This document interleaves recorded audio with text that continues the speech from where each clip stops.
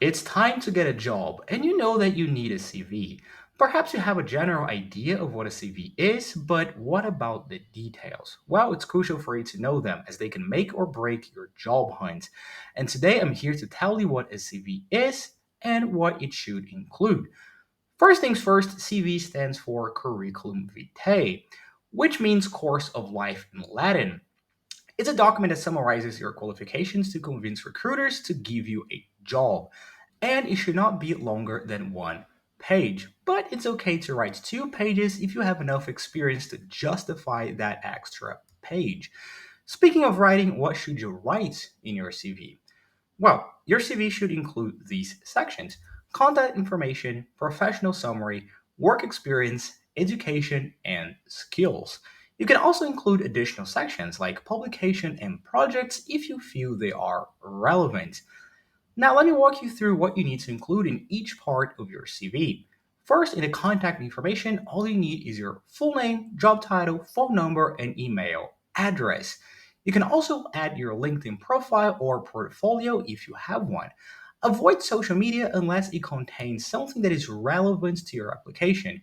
For example, you could be a graphics designer who uses Instagram as a portfolio. As for a photo, that's also something you should avoid. Recruiters prefer CVs without something that could bias their decision.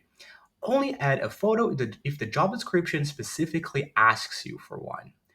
And for your professional profile, you just need to write 3 or 4 sentences highlighting your experience, accomplishments, and how you plan to contribute to the company's growth.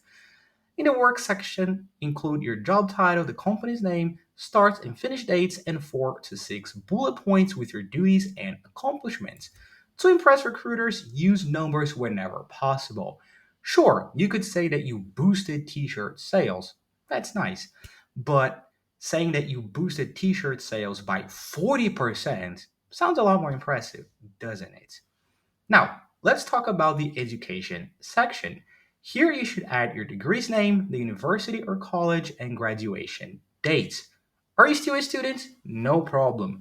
You do the same but add an estimated graduation date instead. In most cases, that's enough, but if you lack professional experience, you can compensate for that with a more robust education section. You can add more things such as projects, awards, or anything relevant that makes you stand out. Also, here is a rule of thumb: if you have a degree, don't include your secondary school. And now, the next step of our list is, well, a list. It's time for you to list your skills.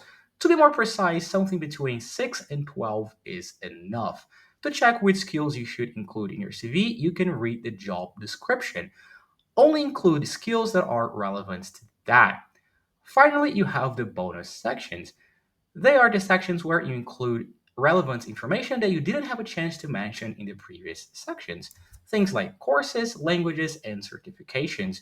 But be sure not to go overboard. Remember that your CV should be just one page long. Once you finish writing, send your CV as a PDF, but be sure to keep a Word file on your computer so you can edit it later once you get a job. Would you like more advice on what a CV is and what it should include? You can read our full article on the topic written by a career expert and full of tips and examples you can follow. The link will be in the description of this video. Also, feel free to try the My Perfect CV Builder. It lets you make a CV in a few minutes. It asks you some questions about your experience, profession, and goals.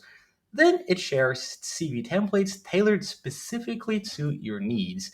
The result is an impeccable CV. The link for you to try the My Perfect CV Builder will be in the description of this video. And speaking of which, if you like my video, be sure to drop a like and subscribe to the My Perfect CV YouTube channel to get more content like this. Also, be sure to leave a comment if you have any questions. Thank you very much for your time and attention, and I'll see you next time. Take care.